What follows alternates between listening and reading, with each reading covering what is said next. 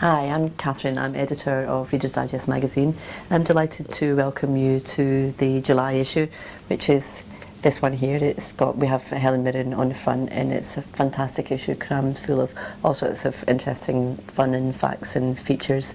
And the magazine team have gone through the issue and chosen their particular highlights, and they'll explain to you what they liked and why.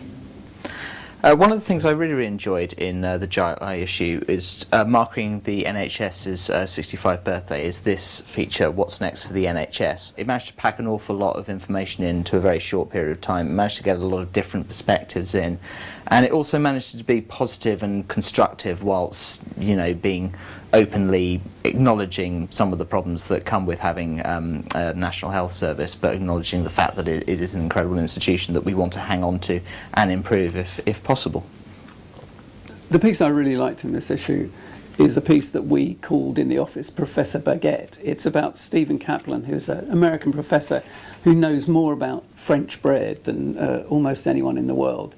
And he goes into boulangeries and buys baguettes and takes them home, cuts them up and tests them. Professor Kaplan tells you the way to tell a good loaf of bread.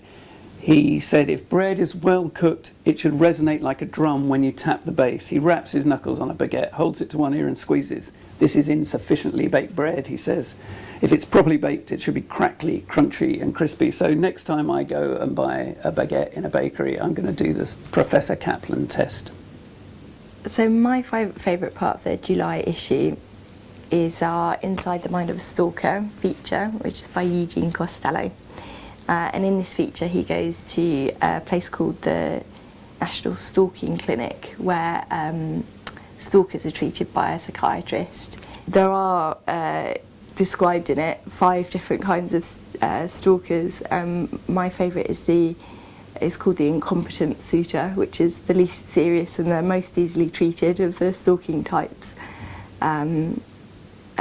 It's just that's a kind of stalker who just doesn't get how to approach members of the opposite sex, and that's why they're so inappropriate and cause so many problems. So that's my favourite feature this month.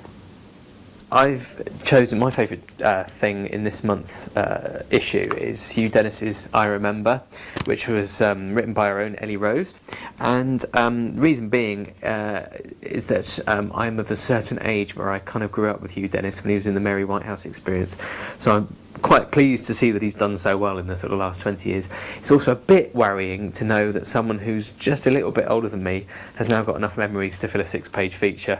And I recently had a very significant birthday, so it's all a bit harrowing, but other than that, it's a good feature.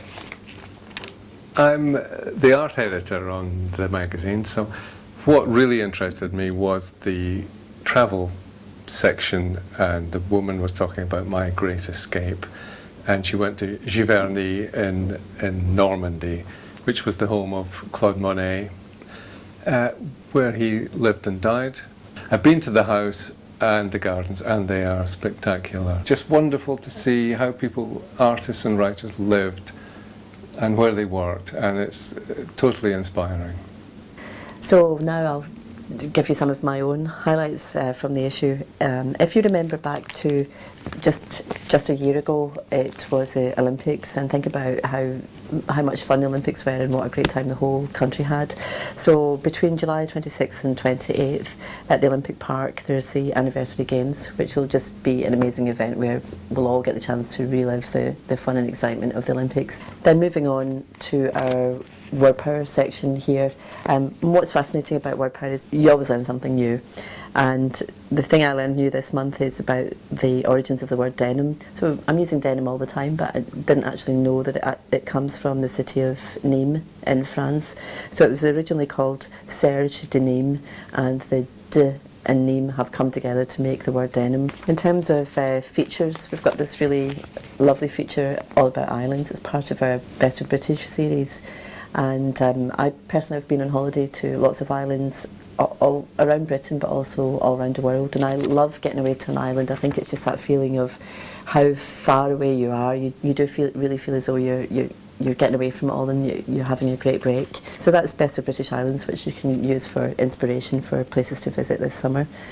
We also have this really lovely feature in our Life Less Ordinary. Opening story is about young Nathan, who is a young carer, and I think it's interesting because nowadays young people tend to get an awful lot of bad press. Everything tends to be a little bit negative and more about the problems rather than about all the great things that young people do. And I think reading this feature, especially Nathan, whose mother had a back problem and then his father had some problems as well, so Nathan ended up being the carer for the whole family. And he does that, but he also helps in his local community, and it is actually really inspirational. He's a fantastic young man, and we also have two stories from two equally interesting and amazing young people. There is Aileen Benham here, and also Carol Barry in the final story. So it's about these three young people and what amazing things they're doing in their own, with their own lives and in their own communities, and I think it's definitely worth a read. So look out for it. It's July issue and it's out now, and obviously hope you enjoy what you find inside.